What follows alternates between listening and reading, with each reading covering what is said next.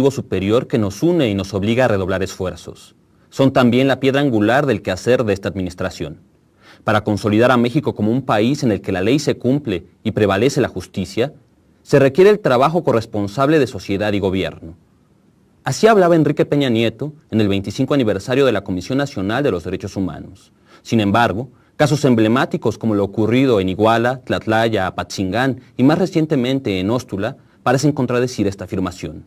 Hoy, en Jaque al Rey, a 3 años de la administración de Enrique Peña Nieto, ¿qué pasa con la justicia y los derechos humanos?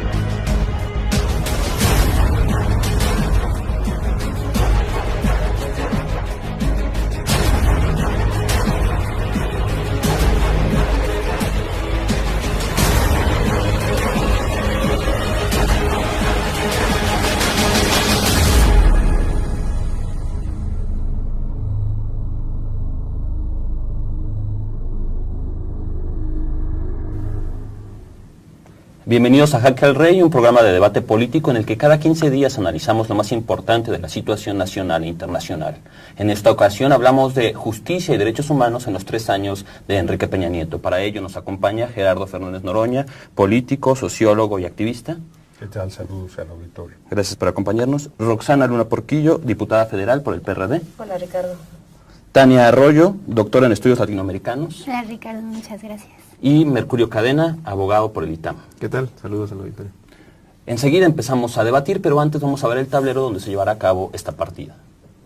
El pasado 23 de julio, la Comisión Nacional de los Derechos Humanos emitió su informe Estado de la Investigación del caso Iguala, en el que cuestiona la actuación de la Procuraduría General de la República con respecto a la desaparición forzada de los 43 estudiantes de la Normal Rural de Ayotzinapa, ocurrida hace 10 meses. A casi 3 años de que Enrique Peña Nieto iniciara su administración, la participación del Ejército en diferentes violaciones a derechos humanos ha sido evidenciada en casos como los sucedidos en Tlatlaya, Iguala y más recientemente en Óstula. Cabe recordar que cuando Enrique Peña Nieto fue gobernador del Estado de México, decenas de mujeres de Atenco fueron víctimas de tortura sexual. De igual manera, la entidad que él gobernó continúa siendo uno de los estados con mayor índice de feminicidios. El 1 de diciembre de 2012, en su primer mensaje a la nación como presidente de la República, Peña Nieto señaló como uno de sus principales ejes de gobierno, además de las reformas estructurales, la promoción de 2 códigos únicos en materia penal, así como la materialización de las leyes secundarias de la reforma constitucional en materia de derechos humanos promulgada en junio de 2011. Ese mismo día, recordado como el 1 de MX, decenas de personas, en su mayoría jóvenes, fueron detenidas por manifestarse ante el regreso del PRI a Los Pinos. En octubre de 2013, el titular del Ejecutivo Federal envió 2 iniciativas para reglamentar el artículo 29 de la Constitución con el fin de establecer las situaciones en las que el gobierno federal puede declarar la suspensión de garantías individuales y la suspensión de los derechos humanos. Además, puso sobre la mesa una iniciativa para reglamentar el artículo 33, destinado a consignar los casos y procedimientos en los que un extranjero puede ser expulsado del país. Hoy en Jaque al Rey, justicia y derechos humanos en los 3 años de gestión de Enrique Peña Nieto.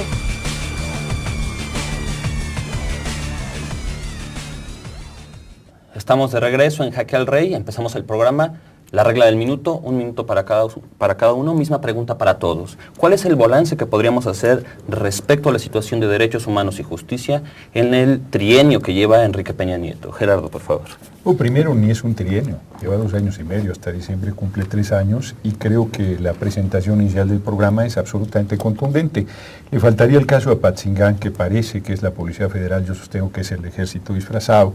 Está, por supuesto, el caso de los 43 normalistas desaparecidos, es terrible, pero está el caso de Calera reciente, donde 5 jóvenes menores de edad fueron asesinados, 2 mujeres dentro de ellos y los acusan de sicarios, tienen huellas de tortura y fueron ejecutados. Es trágico, es bárbaro, es inhumano lo que está sucediendo en materia de derechos humanos en el país. Muchas gracias. Roxana, por favor. Una crisis de derechos humanos, una etapa regresiva para la historia de este país, más de 2 millones de pobres hay, estamos viviendo la criminalización más fuerte que puede vivir el movimiento social, 7 mujeres al día son asesinadas, 32 defensores de derechos humanos del 2012 al 2014 que han perdido la vida, 21 periodistas que también han perdido la vida por el simple hecho de documentar o hacer su trabajo periodístico.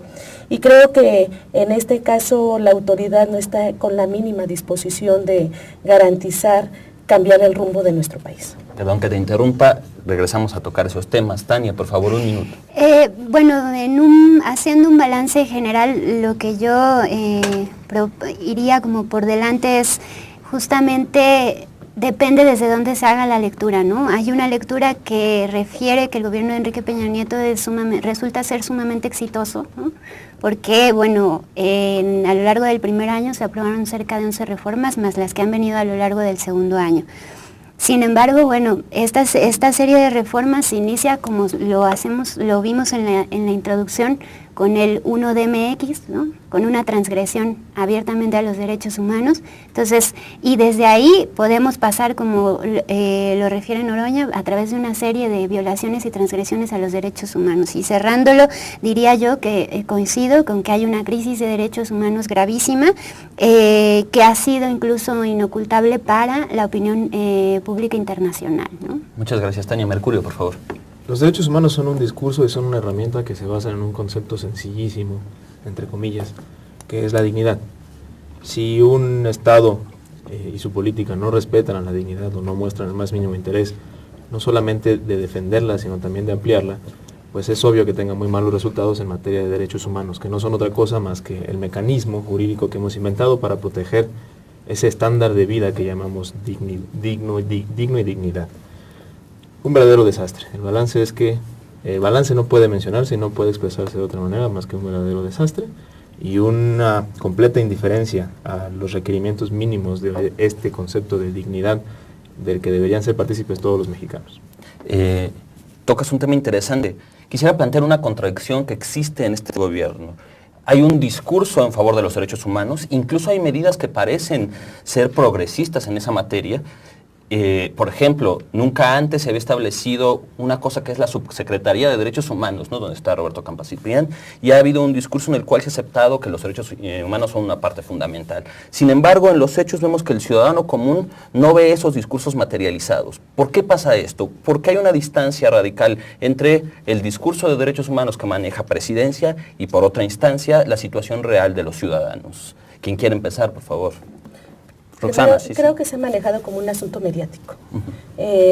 Ante todas las denuncias que se han venido haciendo por las ONGs que han sido fundamentales en ir documentando toda esta violación de derechos humanos, el gobierno ha querido legitimarse diciendo estoy cumpliendo, ¿no? Y creando más dependencias, generando quizá otros organismos que pudieran dar participación a la gente, pero lo real es que abajo seguimos sin saber qué pasó con Tlatlaya, Ayotzinapan, qué pasó con Chalchihuapan. No hay una relación entre lo que pasa abajo y lo que está pasando con las autoridades. Creo que mientras se sigan separando estas cosas, únicamente estaremos haciendo acciones mediáticas. ¿Pero por qué sucede eso? Es un farsante, hombre. O sea, el problema es que tenemos un gobierno que envilece las instituciones, un presidente que envilece la presidencia de la República, que lo que le interesa es las reformas que llevó a cabo, donde ha sido efectivamente muy exitoso, como aquí Tania lo manifestaba. Pues ahí es indiscutible. Yo digo que es terapia, que decimos que es tonto, no, ojalá, que bueno que es tonto, imagínense si fuera listo, así que joven nos está poniendo.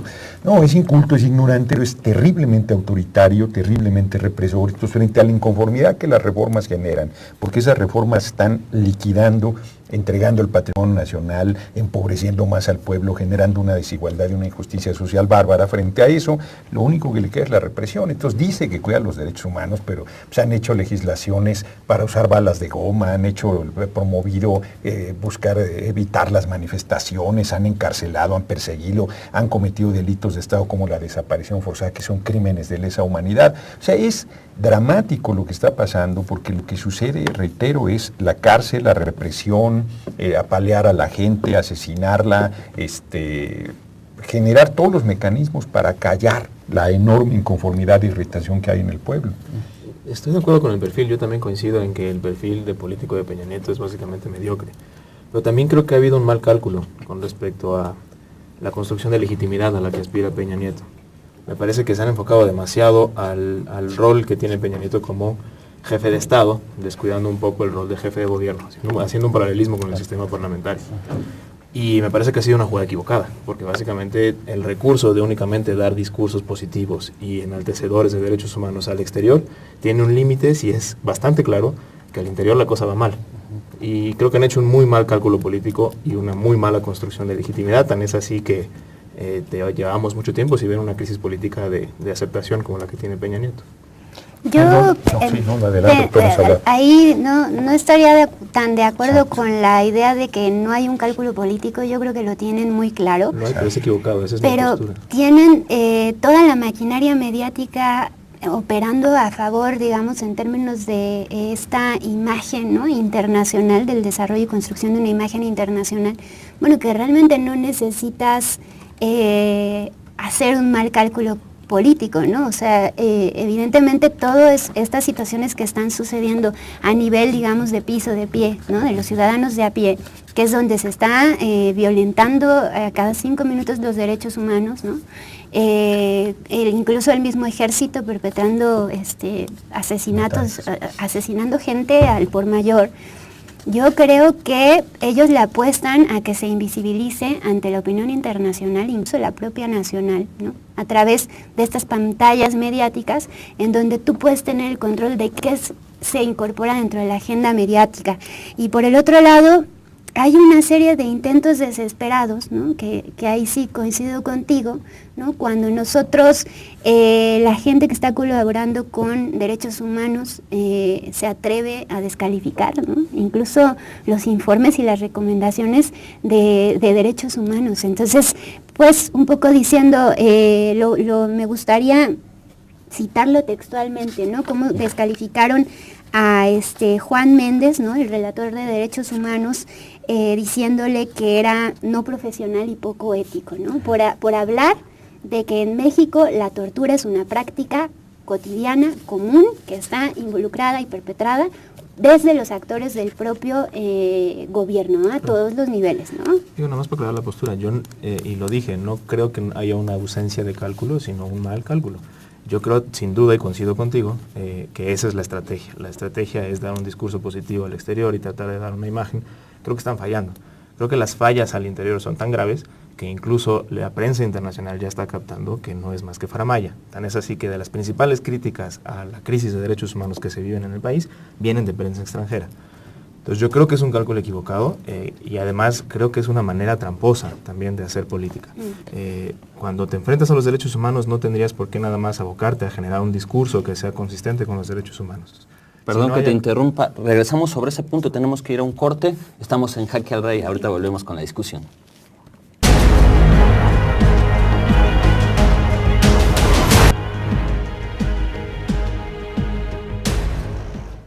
Estamos de regreso en Jaque al Rey. Mercurio, estabas comentando algo. Sí, nada más lo platicábamos en el break.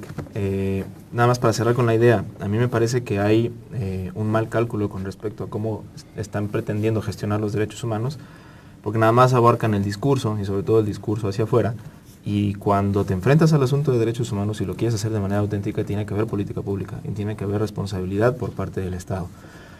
Creo que hay una profunda indiferencia con respecto al destino que los derechos humanos tengan con la población mexicana, lo cual es gravísimo hablando de instancias de gobierno, y que realmente sus cálculos responden a otra clase de intereses mucho más mezquinos, intereses de posicionamiento, de ejercicio de poder, de autoritarismo.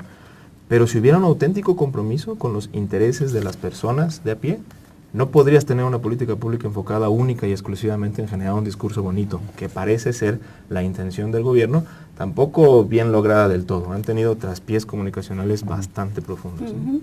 Gerardo. No, yo creo que vivimos tiempos canallas, hombre, y que no les importa a la gente, no les importa nada, no les importa las inconsistencias, porque ellos están haciendo su tarea.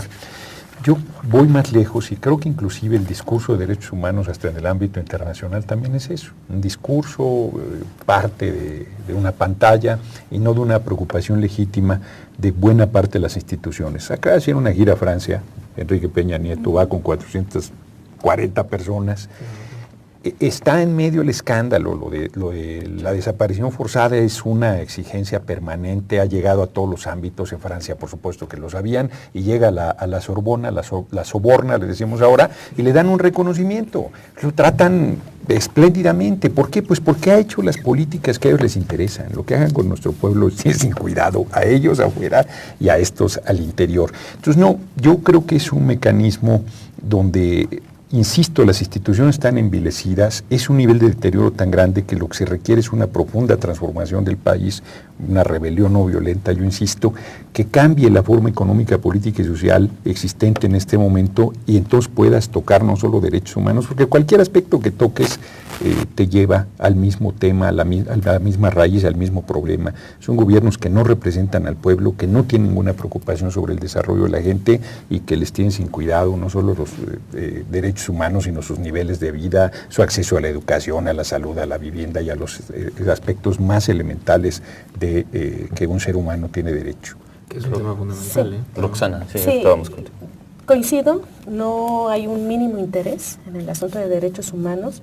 Lo podemos también ver cuando se han dado recomendaciones por parte de la CNDH y se vuelve como parte de una recomendación, una nota, y la aplaudimos y decimos, bien, por fin hubo algo. Cuando se traslada esto a los estados, pues te das cuenta que los gobernadores simplemente siguen encarcelando gente, como en el caso de Puebla, o como el gobernador Borges de Quintana Roo, que sigue clonando periódicos. Y se dio el lujo de rechazar una recomendación también, así tajantemente. Ese es el nivel de la falta de compromiso, no solo de nuestro presidente, sino de los gobernadores.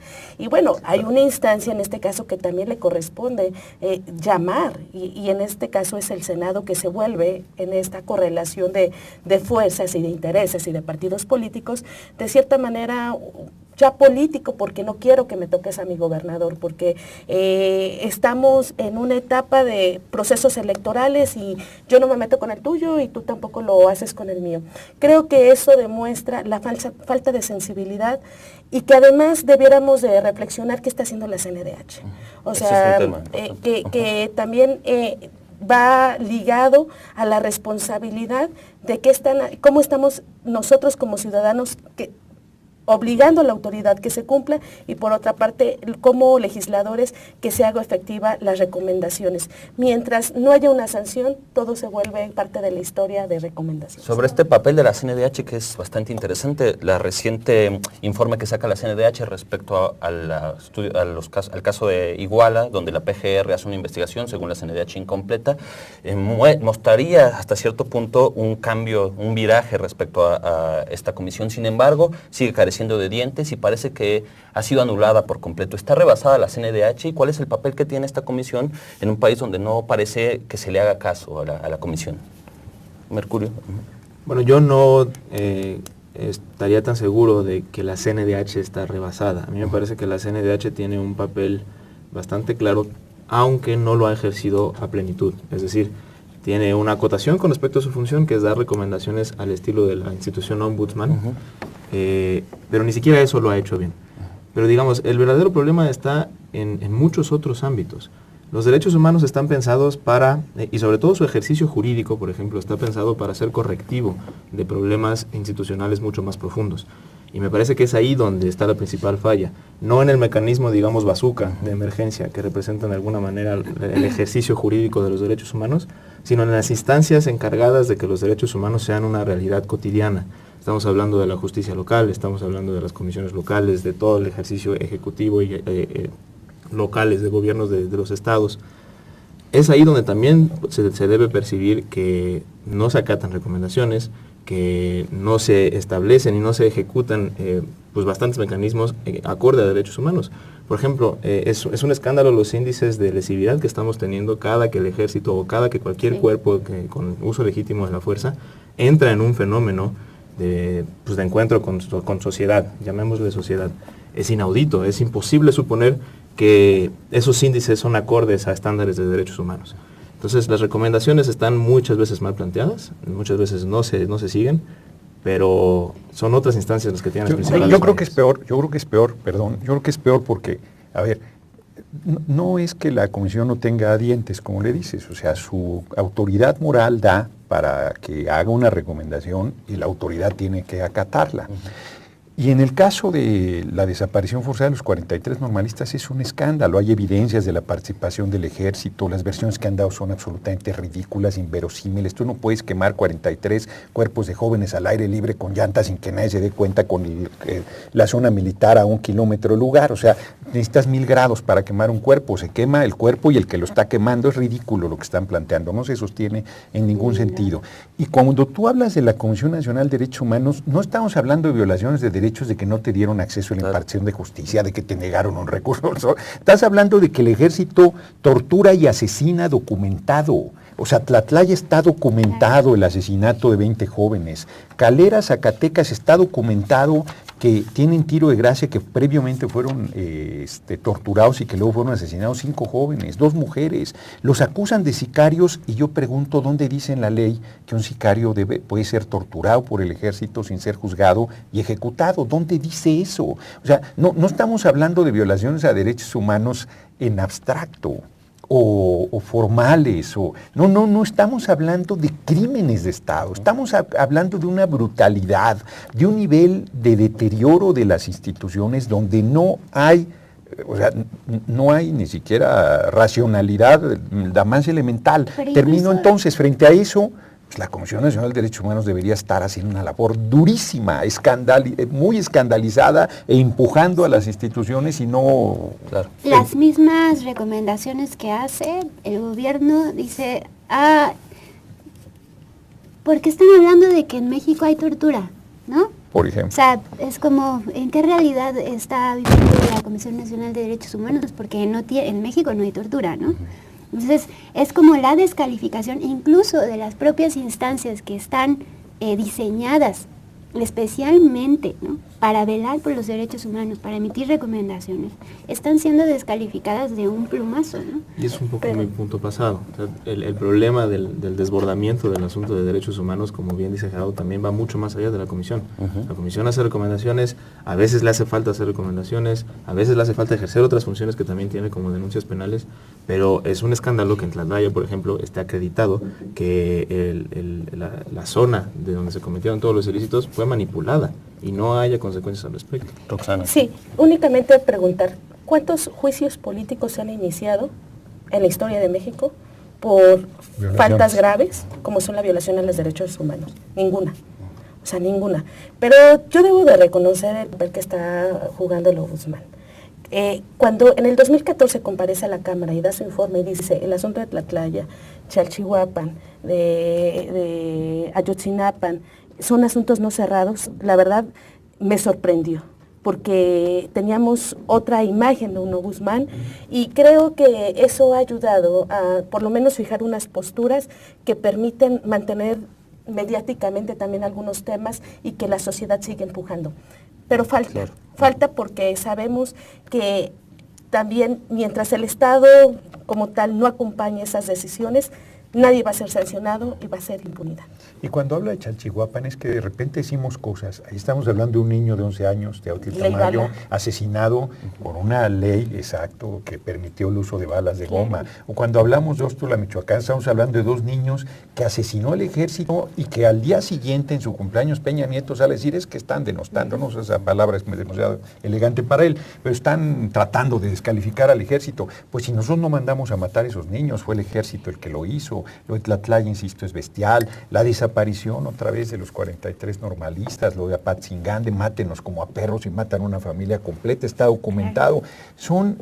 No son violaciones de de acceso a impartición de justicia, sino son hechos criminales, son crímenes de Estado, de lesa humanidad, imprescriptibles, y que nos lleva a la conclusión de que tenemos que remover del cargo a Peña Nieto y meterlo a la cárcel, mandarlo al penal de seguridad de Almoloya, donde dice que se puede escapar cualquiera, que nos pruebe que se puede escapar. Es ahí donde debe estar ese tipo. Yo solo quiero terminar con lo siguiente. Lo más grave de todo esto es que nadie está revisando qué hacen los gobernadores, las legislaturas locales. Ese es otro Están nivel aprobando la más abajo, autorización. ¿no? Sí. O sea, yéndote desde el nivel estatal, ¿no? De los estados, de Los la municipios, los municipios, cabildos, ¿no?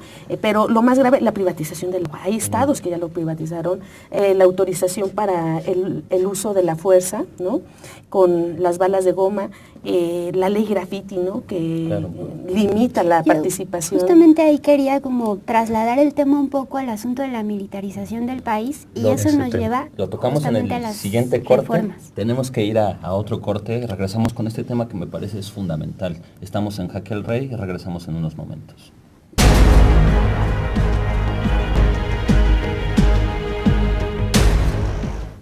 Estamos de regreso en Jaque al Rey. Estabas concluyendo un punto, Roxana. Sí, que no podemos separar la cuestión de lo que está haciendo el gobierno federal con lo que están haciendo las legislaturas locales. O sea, no podemos, y también los cabildos en los municipios. Creo que es importante que no se pierda de vista, pero que además ha sido ya todo debidamente trasladado a la norma, en este caso con las reformas que impulsa Peña Nieto en esta última etapa, y yo identifico 4 que son las más graves, ¿no? La reforma laboral, ¿no? La pérdida de derechos a todos los nuevos jóvenes que ingresan a este nuevo sistema, ¿no? La reforma educativa, el derecho a la educación, la reforma de telecomunicaciones, ¿no?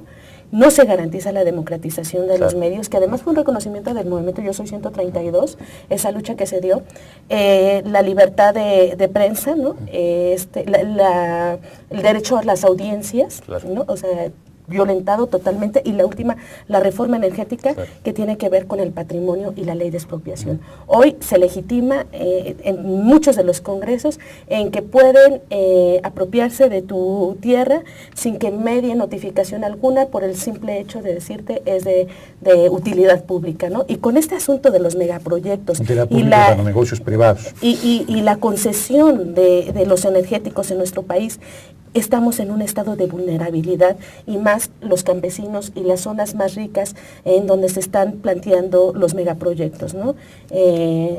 Olintla, ¿no? Como ejemplo, ¿no? La Sierra, la Mixteca, de todo, sí, pero es importante mencionarlo, pero tiene que ver con una estrategia muy clara para permitir entonces la militarización del país, que con eso culmina, ¿no? Nadie se mueve y nadie dice nada, porque entonces te encarcelo, y por ello tantos encarcelados y hoy ya muertos. Hay que justamente tener el cuidado de la militarización, es una consecuencia, ¿no? Exacto. Claro. O sea, viene derivado, eso lo hereda justamente, bueno, es histórico en el Estado mexicano, pero digamos que lo hereda Peña Nieto de Felipe Calderón, ¿no? Él saca el ejército a las calles, y ahora hay que ver lo que está sucediendo con el ejército en las calles, ¿no? No está defendiendo. No, por supuesto que no. Está matando. Está defendiendo, está desplazando, ¿no? Desplazando de los, justamente de los centros estratégicos, ¿no? De donde son zonas ricas en recursos naturales. El ejército y la Policía Federal le están sirviendo para desplazar poblaciones enteras, y cuando la gente, pues evidentemente tiene que organizarse, ¿no?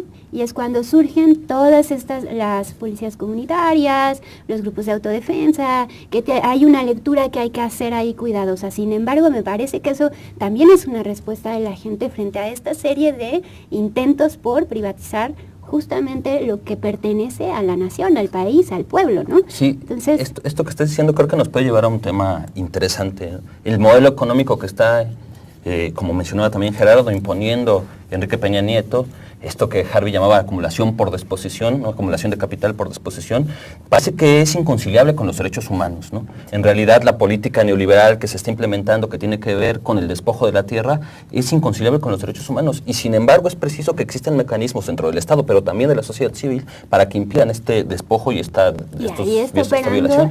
¿Qué se está haciendo al respecto? La militarización implica en los hechos la suspensión de derechos y garantías constitucionales y la violación sistemática de derechos humanos. Tú llegas a un retén militar, Bueno, pues ese retén es ilegal, es inconstitucional, viola el artículo 16 constitucional, dice de manera clara, nadie puede ser molestado en su persona, domicilio, papeles o posesiones, sino en virtud de mandamiento escrito de la autoridad competente que funde y motive la causa legal del procedimiento, que no quiere decir otra cosa que tienen que traer un maldito papel para revisarse. Y sin embargo, yo les digo que al rato en esos retenes militares a los hombres les van a hacer los análisis de la próstata y va a haber quien regrese por una segunda opinión. O sea, porque es lo único que les falta. Es verdaderamente bárbaro la lesión a la dignidad humana que en esos retenes hay, el atropello. Con Calderón hubo asesinatos de gente diciendo que no se habían parado, como si fuera un argumento que el que no te detuvieras tú, que además eran falsos, en un retén militar. Y esos retenes militares no sirven para nada más que para la represión. O sea, ni modo que un narco pase por ahí, ni modo que un traficante de armas pase por ahí, y si pasa, pasa acordado. Son niveles de simulación muy graves que lo único que están haciendo es cerrar la pinza en las políticas neoliberales que despojan al pueblo de sus tierras, de sus aguas, de su riqueza, de su posibilidad de desarrollo, y el ejército para someter, para acallar, para reprimir, para encarcelar, para asesinar si es necesario, de tal manera que desactives toda la inconformidad existente. Entonces, efectivamente, estamos parados, y cierro, en un momento donde tú tienes que plantearte que la única salida posible es reiterar un proceso de rebelión, un proceso de transformación profundo de la sociedad, que yo insisto, ese es otro tema, pero yo insisto que debe ser no violenta, por cierto, que debe ser de otra manera, pero a través de hay la las condiciones para ese proceso. Justamente lo que el entronque que me parece que es fundamental hacer es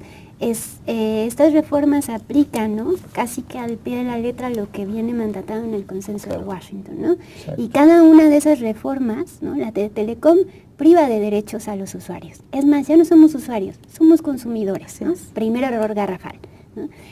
Tienes la reforma laboral, transgrede todos los derechos laborales, ¿no?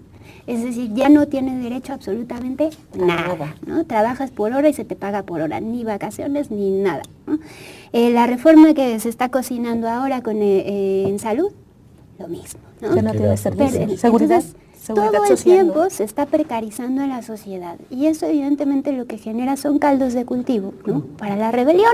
Yo solo agregaría algo. ¿Cómo apagas, ¿no? con eso cierro, cómo apagas la rebelión? Con el ejército, ¿no? Para eso está sirviendo Te el falta ejército. La privatización del agua, que ese es otro la asunto, privatización del agua, que además iba a ser una realidad. y la reforma energética, que muy bien lo señalas, que está diseñada específicamente porque tiene un brazo, ¿no?, que tiene que ver con la minería, ¿no? O sea, dentro de la energética entra toda la cuestión de las minas. Y eso es justamente abrir para que las transnacionales, de por sí, ¿no?, ya lo hacían prácticamente, pero ahora lo pueden hacer con toda y una completa impunidad, porque no están necesitados de garantizar ni siquiera ningún derecho laboral. Entonces, al final de cuentas, dices, todo este paquete de reformas, lo que está haciendo, y con eso cierro, es justamente dar al traste con cualquier posibilidad de garantizar los derechos humanos o emitir ciertas, justicia, la justicia en porque este ahí país. tienes que sumar impunidad, perdón, puntualito, tienes que sumar impunidad, claro, y las redes de complicidad, claro, que son la otra parte que hacen imposible el que tú hagas valer tu derecho y el que tú logres que no se viole los derechos más elementales.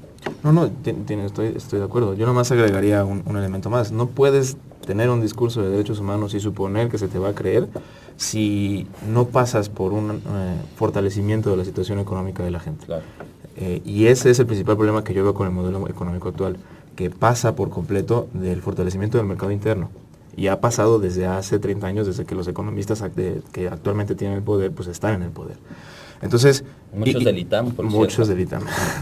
No puedes, y lo vimos con las cifras que nos acaba de dar la Coneval. El principal factor de aumento de la pobreza en un país de por sí ya paupérrimo fue justamente una disminución en el ingreso de las personas. Y no puedes plantear un aumento del ingreso mientras no toques temas que se han vuelto tabú en muchas secretarías, empezando por Hacienda, que básicamente pasan por compensación monetaria y seguridad social. Y la seguridad social tiene mucho que ver con lo que ustedes mencionaban de los derechos laborales, pero hay muchos otros temas también. No podemos tener este salario mínimo de broma. Tampoco tendríamos por qué, tenemos que trabajar muchísimo más en la equidad salarial entre hombres y mujeres.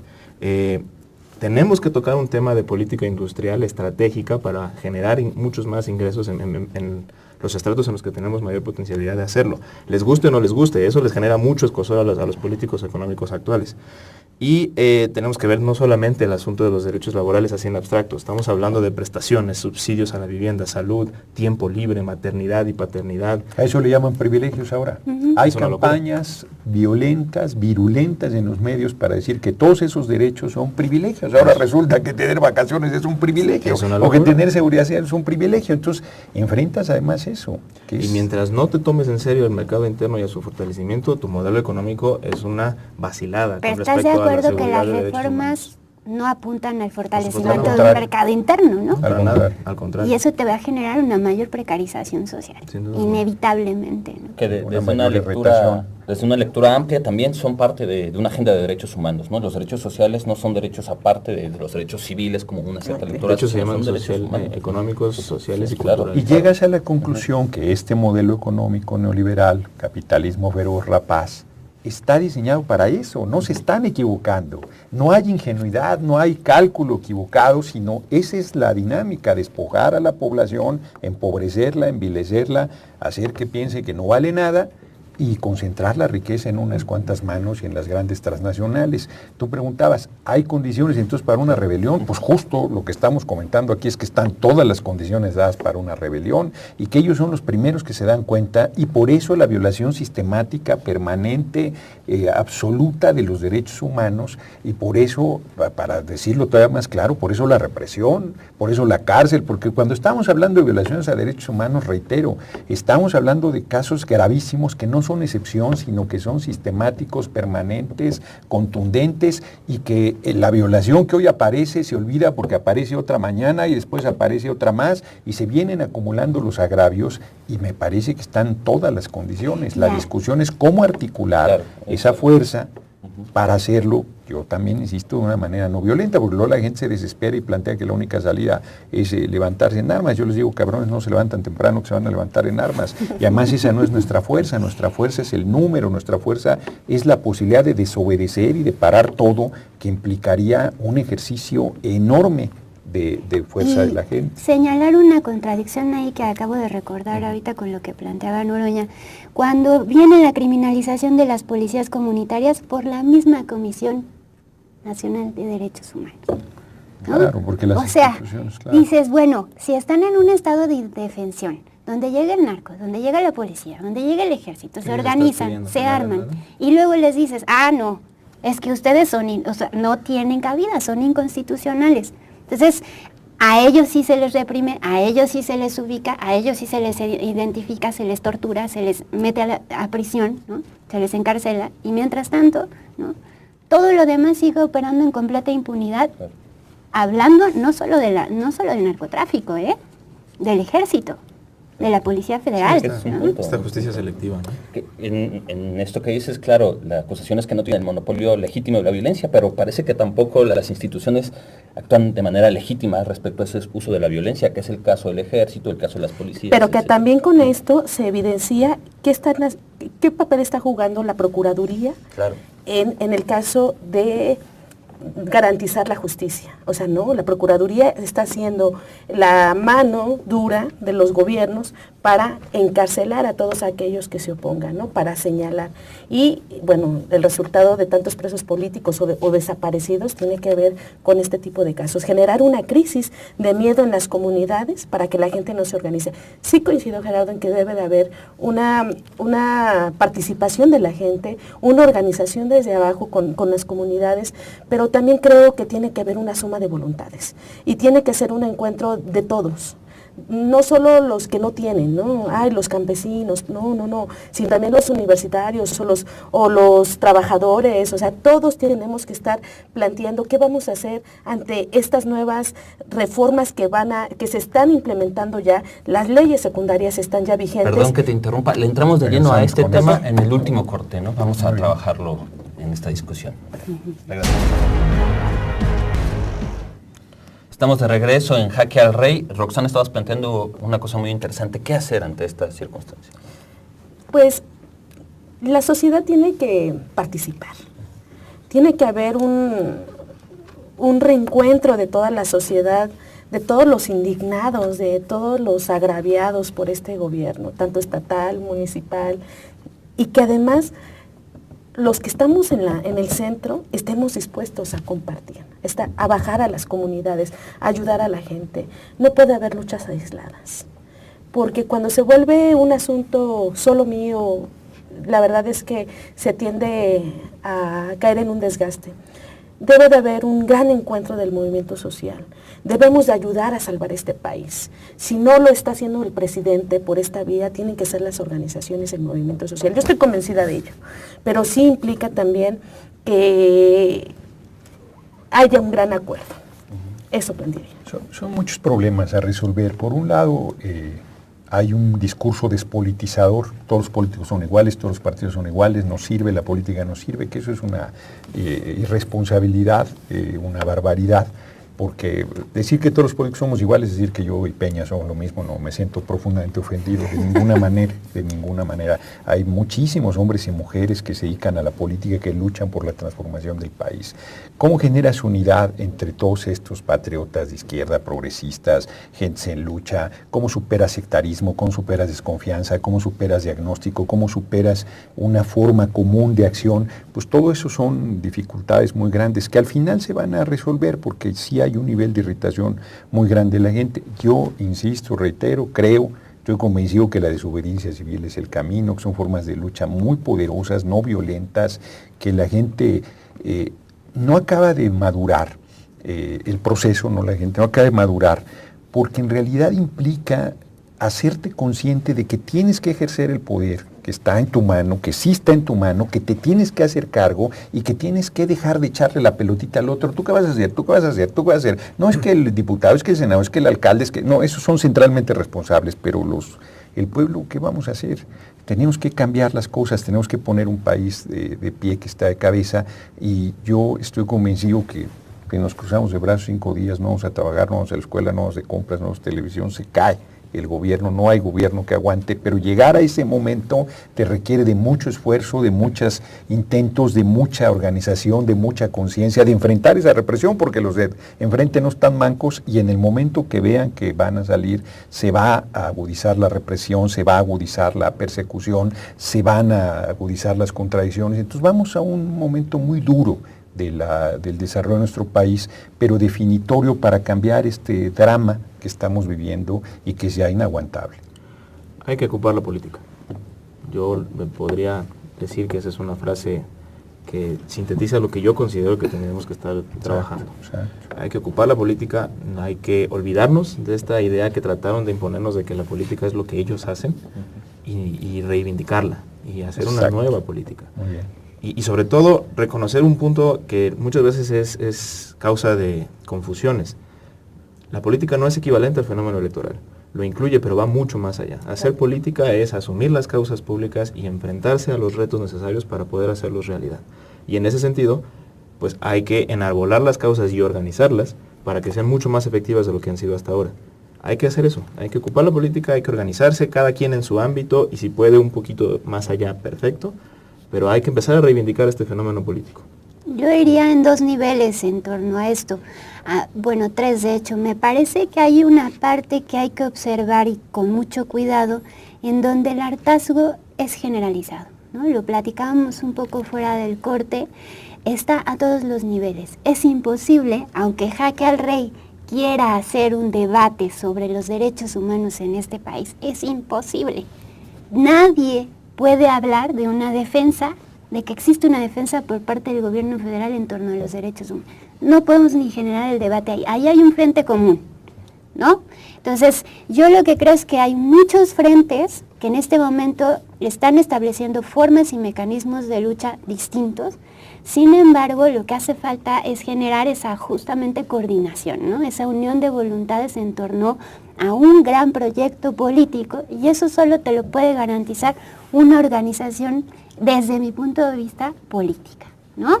Que tenga ese nivel de plantear un proyecto lo suficientemente incluyente, ¿no? Como para decir, tenemos que hacer las cosas de una manera diferente.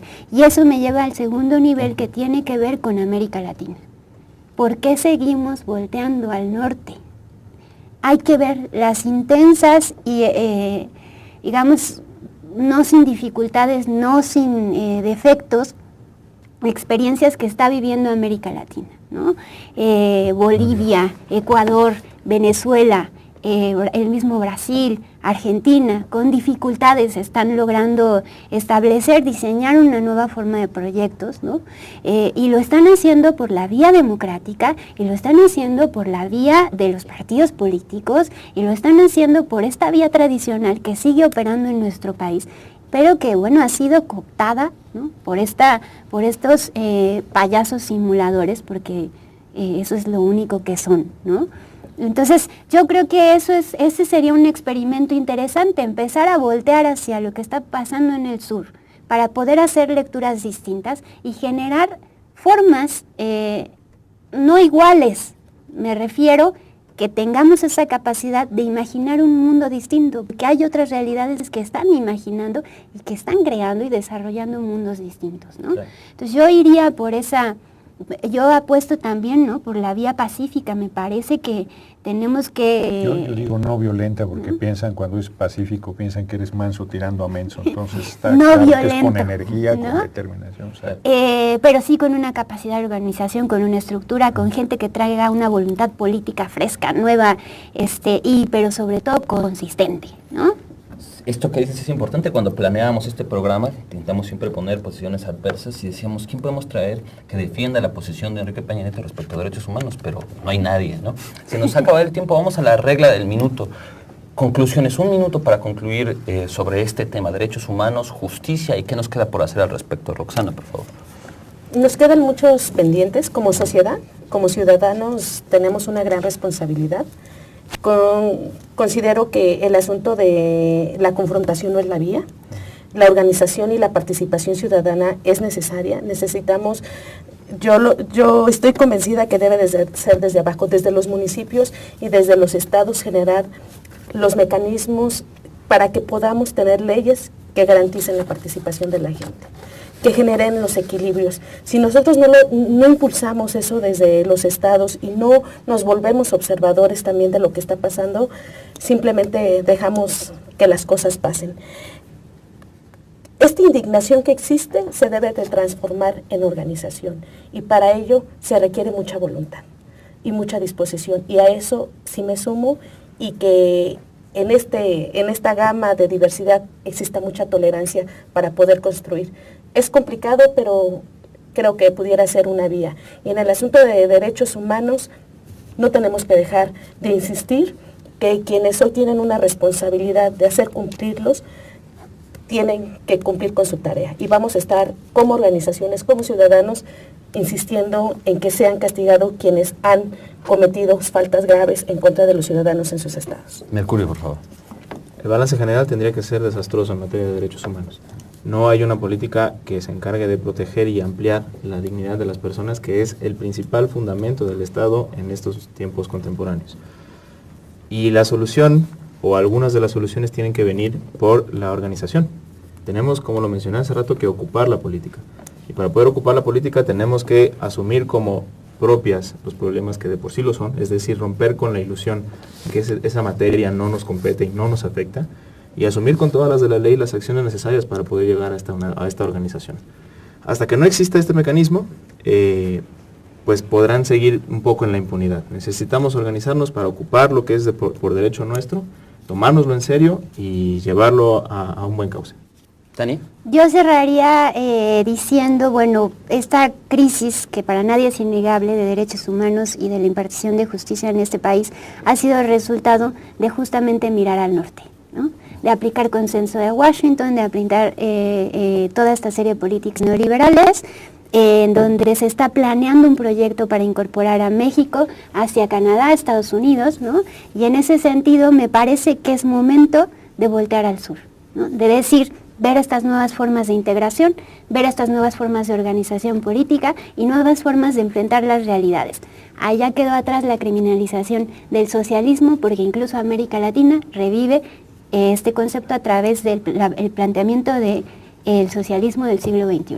Gerardo, por favor. Sí, yo creo que se requiere una nueva forma de organización económica, política y social que le dé a la gente acceso a lo fundamental, derecho a seguridad social, a vivienda, a comer 3 veces al día, a trabajo con contrato colectivo, a libertad y justicia. Me parece que eso es así de obvio y que para ello pues, tenemos que generar esa rebelión no violenta que obliga a Peña Nieto a renunciar, que convoque elecciones extraordinarias del presidente ya, que convoque un Congreso Constituyente para restablecer la Constitución del 17 y acrecentar los derechos del pueblo retomando este y muchos temas más fundamentales.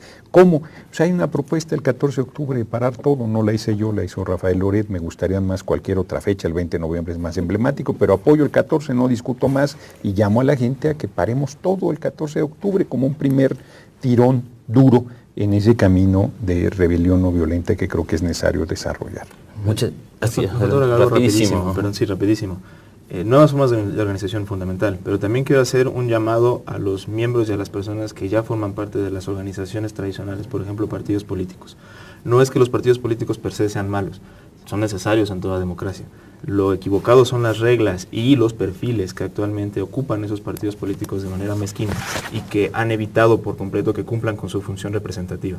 Todas las personas que tengan un compromiso con este país, sean militantes o no, tienen una misión fundamental que es abrir la política y ocuparla. Y eso implica en los partidos que la siguiente causa, sobre todo de los militantes, tendría que ser la apertura del sistema de partidos políticos. Esto ha sido Jaque al Rey, un programa de debate como difícilmente encontrará en un medio comercial. Muchas gracias por acompañarnos.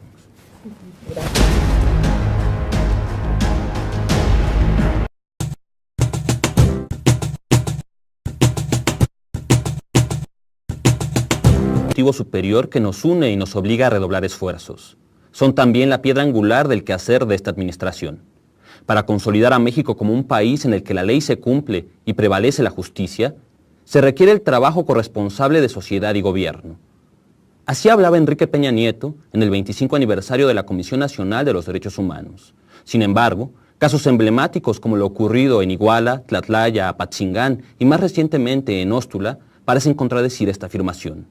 Hoy, en Jaque al Rey, a 3 años de la administración de Enrique Peña Nieto, ¿qué pasa con la justicia y los derechos humanos?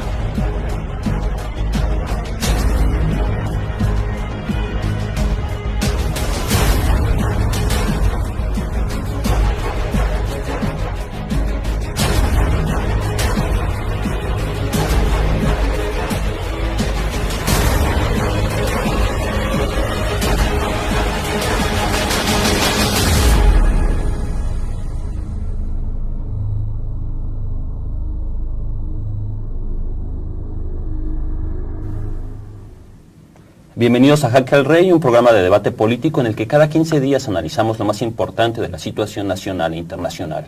En esta ocasión hablamos de justicia y derechos humanos en los 3 años de Enrique Peña Nieto. Para ello nos acompaña Gerardo Fernández Noroña, político, sociólogo y activista.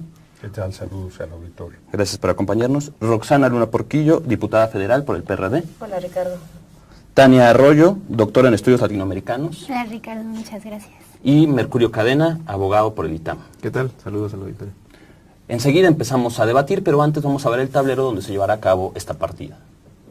El pasado 23 de julio, la Comisión Nacional de los Derechos Humanos emitió su informe Estado de la Investigación del caso Iguala, en el que cuestiona la actuación de la Procuraduría General de la República con respecto a la desaparición forzada de los 43 estudiantes de la Normal Rural de Ayotzinapa, ocurrida hace 10 meses.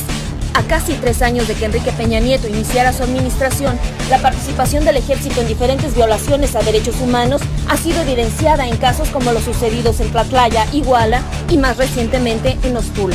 Cabe recordar que cuando Enrique Peña Nieto fue gobernador del Estado de México, decenas de mujeres de Atenco fueron víctimas de tortura sexual.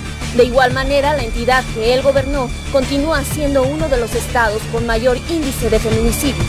El 1 de diciembre de 2012, en su primer mensaje a la nación como presidente de la República, Peña Nieto señaló como uno de sus principales ejes de gobierno, además de las reformas estructurales, la promoción de 2 códigos.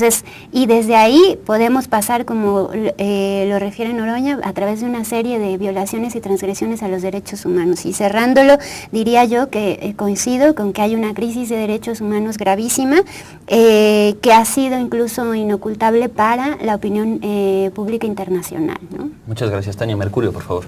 Los derechos humanos son un discurso y son una herramienta que se basa en un concepto sencillísimo, entre comillas, que es la dignidad.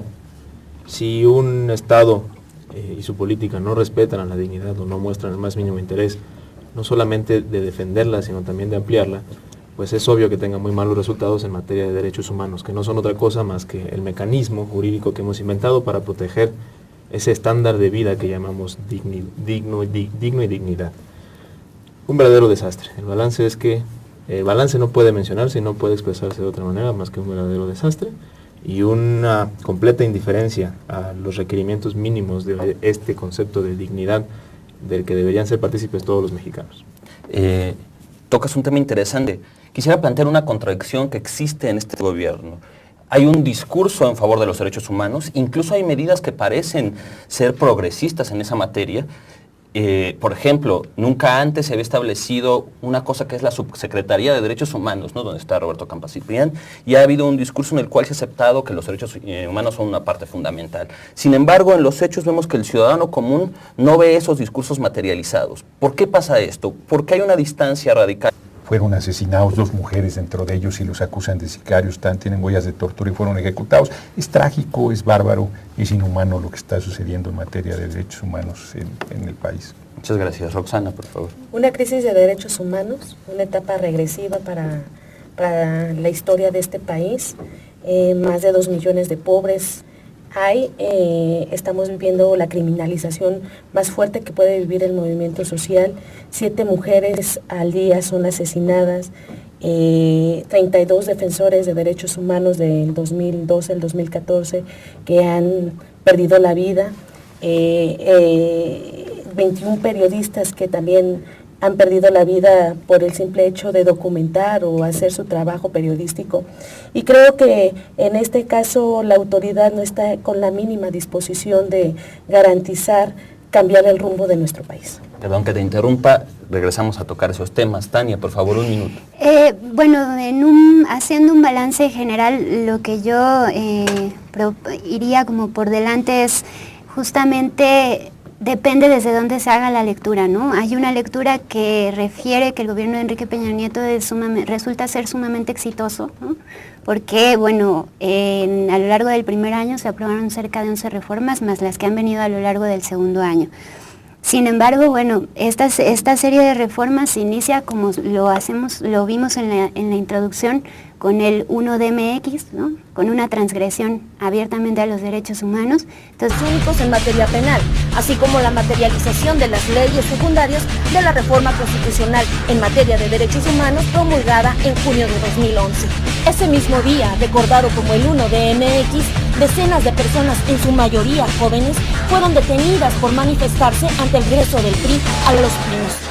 En octubre de 2013, el titular del Ejecutivo Federal envió 2 iniciativas para reglamentar el artículo 29 de la Constitución con el fin de establecer las situaciones en las que el gobierno federal puede declarar la suspensión de garantías individuales y la suspensión de los derechos humanos.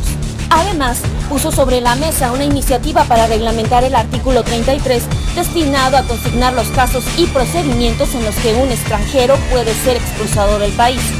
Hoy en Jaque al Rey, justicia y derechos humanos en los 3 años de gestión de Enrique Peña Nieto.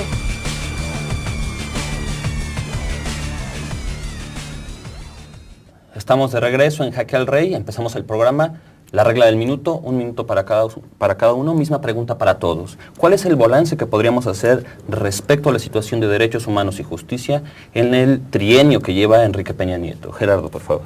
Primero, ni es un trienio, lleva 2 años y medio, hasta diciembre cumple 3 años y creo que la presentación inicial del programa es absolutamente contundente. Le faltaría el caso de Apatzingán, que parece que es la Policía Federal, yo sostengo que es el Ejército disfrazado. Está, por supuesto, el caso de los 43 normalistas desaparecidos, es terrible, pero está el caso de Calera reciente, donde 5 jóvenes menores de edad